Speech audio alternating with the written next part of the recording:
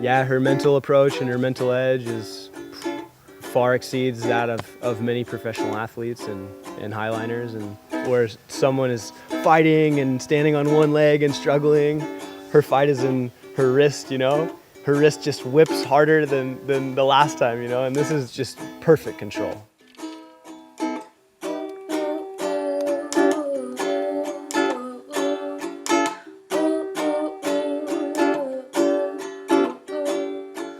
I'm Faith Dickey.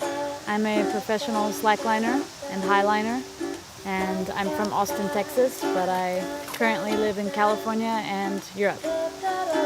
I guess a common reaction to highlining or climbing even is that people who don't participate in those types of activities think we're crazy. We're crazy for doing that. But I think it's hard for someone to imagine why anyone would put themselves in a fearful situation on purpose. But at the same time, you look at our culture and everyone loves to go to scary movies. Everyone loves to go on roller coasters. So when you go on a roller coaster, everything is in someone else's control. They built it to be safe. When you go into the mountains, you can't control the mountains. They could kill you. For us, a highline might be on the same level as a roller coaster for them, but I think they just can't imagine it. So they call us crazy. I went astray. I took my bags, I took my bike. I feel like because highlining is so mental, there's no real limitation for women. They can achieve the same thing as guys. There's no difference when you're fighting your own mind and dealing with your own fear. It doesn't matter what's going on with other people. It doesn't matter what genitalia you have. You're dealing with your own mind. When you watch a female as opposed to a male in this arena, you know, the delicacy and the beauty and precision that a female can bring to something, I think has oftentimes a lot more value and weight than the grunting, muscly force of a male. And so it's a very necessary balance in the extreme sports world.